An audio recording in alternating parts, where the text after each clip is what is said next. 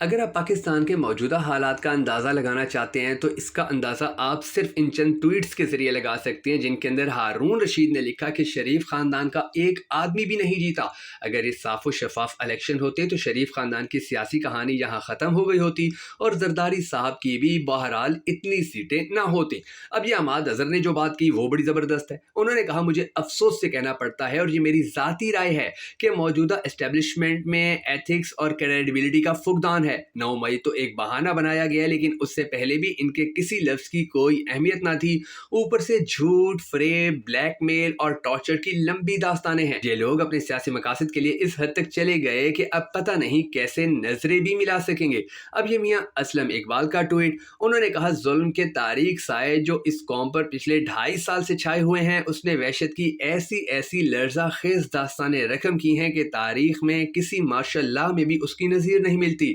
کاش اسام پاکستانی کا تعلق بھی اشرافیہ سے ہوتا تو اسے کسی نہ کسی ڈیل پر رہائی مل ہی جاتی۔ اب یہ آپ ایک اور تصویر دیکھیں جس کے اندر کہا جا رہا ہے کہ 9 مئی مقدمات نے 8 ماہ جیل بھگتنے والے پی ٹی آئی کارکن انتقال کر گئے۔ فیملی کے مطابق رہائی کے بعد وہ کافی کمزور ہو چکے تھے اور ایک بات بار بار دہراتے تھے کہ میں بے گناہ تھا، مجھے غلط سزا دی گئی۔ لیکن اس کے بعد یہ حامد میر کا ٹویٹ، کہا فیصلہ کیا ہے ٹی وی اینکرز کا ایکشن فورم بنایا جائے گا، جس ٹی وی اینکرز کو کال آئے گی یا ڈکٹیشن دی جائے گی وہ ہم پبلک میں آ کر بتائیں گے۔ پھر یہ عدنان عادل کا ٹویٹ دیکھیں، کہا پہلے نجی بجلی گھروں کے ہوش ربا مہنگی بجلی کے ذریعے عوام کا خون چوسا، اب سولر پینلز پر ٹیکس لگا کر اس ذریعے سے بھی عوام کا رہا سہا خون بھی چوسنے کا منصوبہ بنائے بیٹھے ہیں۔ جسٹس منصور علی شاہ نے کیا کہا سنیے، کہا عدلیہ میں کوئی مداخلت نہیں ہو سکتی، ملک کے اداروں کو احساس کرنا چاہیے کہ انصاف نہیں تو وہ بھی نہیں، انصاف کے سسٹم کو کمزور کریں گے تو آپ اپنے آپ کو کمزور کر رہے ہیں۔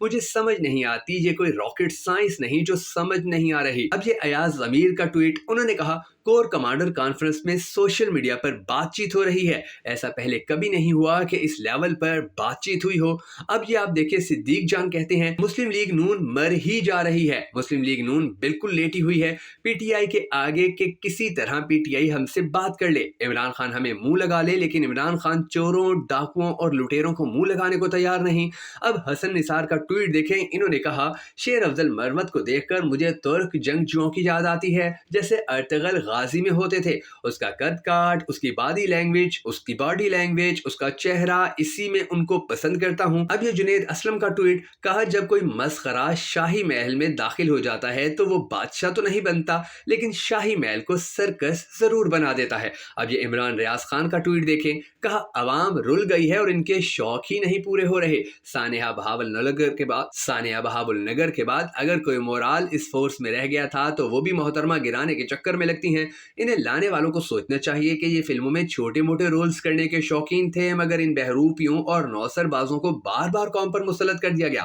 اب یہ جاوید لطیف کا ٹویٹ، کہا رانا ثناء اللہ کو شیر علی لے کر آئے، گود میں بٹھایا، دیکھو رانا ثناء اللہ نے شیر علی کے ساتھ کیا کیا۔ اب یہ حماد اظہر کا ٹویٹ، کہا اسٹیبلشمنٹ سے خان نے کوئی بات چیت نہیں کرنی جب تک عوام کا چوری مینڈیٹ واپسی اور عمران خان، بشرا بی بی سمیت تمام قائدین اور رہنماؤں کی رہائی نہیں ہوتی۔ اب یہ شیخ وقاص اکرم کا ٹویٹ، کہا 9 مئی تاریخ کے اوراق سے نہیں جائے گی۔ عرفان صدیقی نے یہ بات کی تو انہوں نے کہا ہم اتنے بڑے دہشت گرد تھے تو پھر الیکشن کیوں چوری کرنا پڑا، آپ کا لیڈر نہیں جیت سکا، اس کو جتانا پڑا، کیا عوام پاگل ہیں، صرف آپ سیانے ہیں۔ اب یہ زرتاج گل کا ٹویٹ، کہا کیسا با کمال لیڈر ہے کہ آپ انصاف نہیں دیتے، وہ پھر بھی انصاف کا دروازہ کھٹکھٹاتا ہے، کیسا با کمال لیڈر ہے کہ وہ جیل کے اندر بیٹھ کے الیکشن پروسیس کے اوپر، ووٹ کی پرچی کے اوپر یقین رکھتا ہے، وہ ہمیں نہیں کہتا کہ آپ نے ملک کے خلاف کھڑا ہونا، یہ ادارے بھی ہمارے، یہ ملک بھی ہمارا ہے۔ اب یہ آپ شیر افضل مروت کا دیکھیں، انہوں نے کہا علی امین گنڈا پور نے عمران خان کے حکم پر کارکنان پر ناجائز اور جھوٹے پرچے دینے والے پولیس افسران کے خلاف کارروائی کے لیے ایک کمیٹی بنا دی،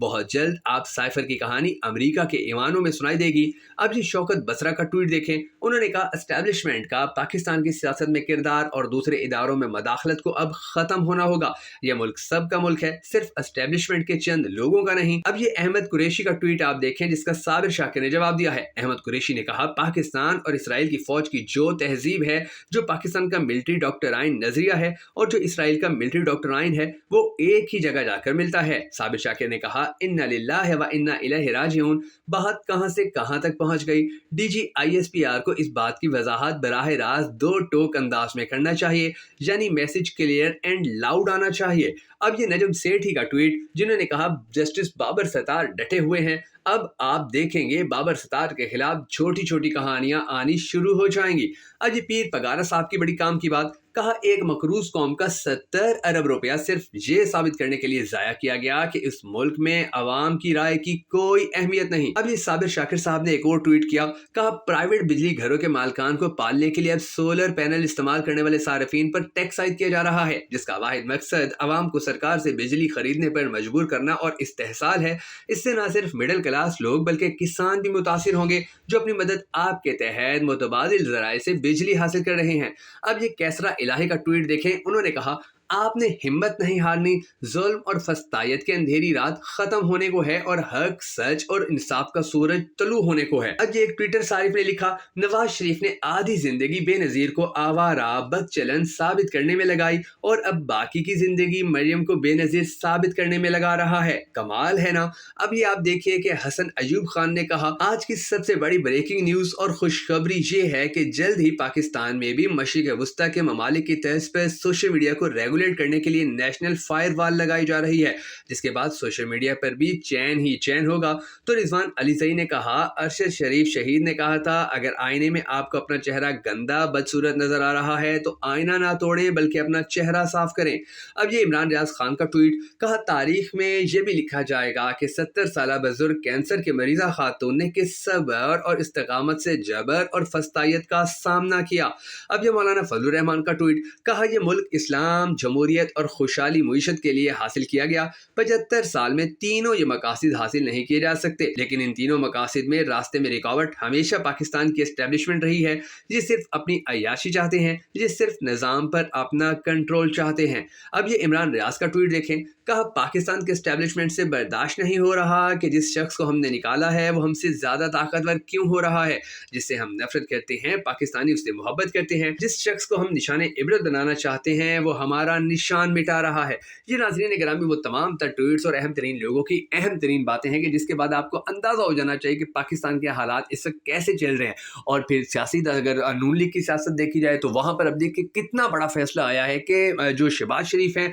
उनसे नून लीग की वजारत ले ली गई है और उसके बाद जो उनके बाद सेकंड डेजिग्नेशन दे दिया गया है वो इसहाक डार को दे दिया गया है। इसहाक डार की नवाज शरीफ के साथ इंतहाई करीबी कराबतदारी होने के साथ साथ उनकी रिश्तेदारी होने के साथ साथ उनका एक पर्सनल ताल्लुक भी, और यही वजह है कि नवाज शरीफ की बड़ी ख्वाहिश थी कि हमेशा की तरह इसहाक डार इस पीडीएम हुकूमत के दौरान भी पाकिस्तान के खजाने के ऊपर बैठते, मगर उनकी ये बात नहीं मानी गई थी। और अब उन्होंने, चूंकि वो एंटी एस्टेब्लिशमेंट बयानियां बनाना चाहते हैं, तो उन्होंने खुलकर एस्टेब्लिशमेंट के खिलाफ, उनकी मर्जी के खिलाफ, उनके फैसले के खिलाफ अब इसहाक डार को एक इतना बड़ा डेजिग्नेशन दे दिया है कि जिसके बाद जो इख्तलाफात हैं वो सामने आएंगे, डेफिनेटली सामने आएंगे। शहबाज शरीफ के नवाज शरीफ के साथ जो इख्तलाफात हैं सामने आएंगे। फिर राना सनाउल्लाह अभी से ही ऐसे बयान दे रहे हैं, वो मुसलसल ये कोशिश कर रहे हैं कि उनके बयानात का ये मतलब लिया जाए कि जी पाकिस्तान मुस्लिम लीग नून पाकिस्तान तहरीक इंसाफ के साथ बात करने के ऊपर राजी है, और ये कोशिशें उनकी जानिब से भी की जा रही हैं, पाकिस्तान मुस्लिम लीग नून के दूसरे रहनुमाओं की जानिब से भी की जा रही है। मगर जो हालात पाकिस्तान तहरीक इंसाफ के, वो किसी भी किस्म का कंप्रोमाइज, बात करने, टेबल टॉक करने